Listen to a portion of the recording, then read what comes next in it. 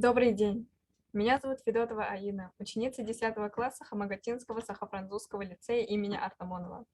Я представляю работу использования традиционной и современной технологии обработки мочевого пузыря крупнорогатого скота в изготовлении сумок. Актуальность исследования обусловлена возрождением традиционных технологий обработки местного сырья для пошива кожаных изделий. Личный вклад в исследование. Применила традиционные и современные способы обработки мочевого пузыря крупнорогатого скота. Изготовила авторские сумки.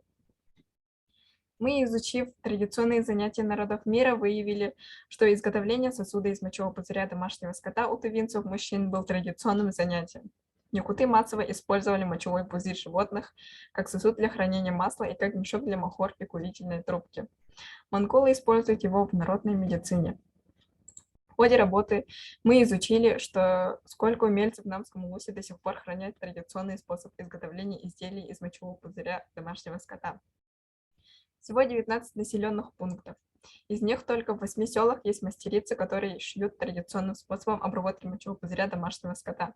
В селе Хамагате побеседовали с талантливой мастерицей Аманатовой Марией Николаевной. Она изготавливает сумки хапар не только из мочевого пузыря коровы, но и других домашних животных. В практической части мы применили традиционный способ обработки мочевого пузыря.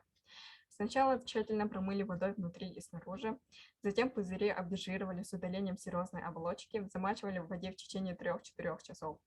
Постепенно, по мере высыхания, выделывали ее. Для придания эластичности стенкам обработанные мочевые пузыри надували воздухом до предела. Надутые мочевые пузыри сушили, постепенно, по мере высыхания, выделывали ее. Таким образом, старинные традиционные способы обработки требуют много времени, бережного, постепенного выделывания. Мы применили современный способ обработки мочевого пузыря.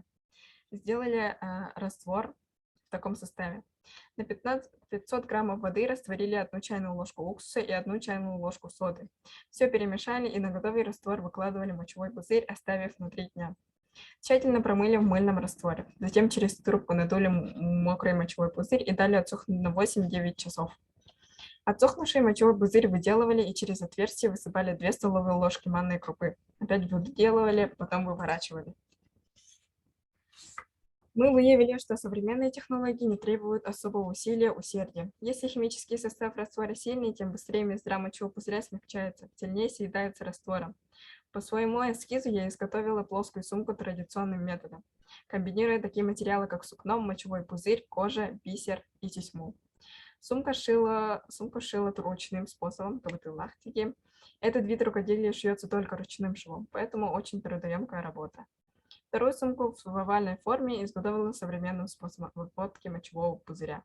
Для декорирования использовали фоамиран для якутских узоров, бисер, рамочный замок и для ремешка металлическую цепь. Выводы. Декоративно-прикладное искусство Якутии глубоко традиционно. Оно проявляется в преемственности художественных навыков, в устойчивом сохранении на протяжении длительного времени наиболее характерных образов, форм, мотивов. Мы выяснили, что обработка традиционной технологии более эффективна, в отличие от современной технологии обработки.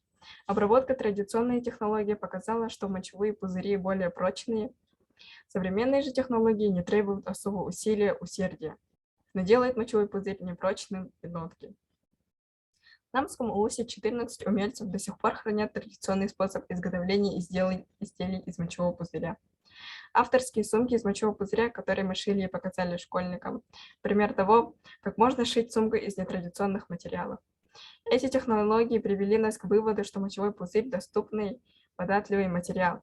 Наша гипотеза подтверждена. Спасибо за внимание.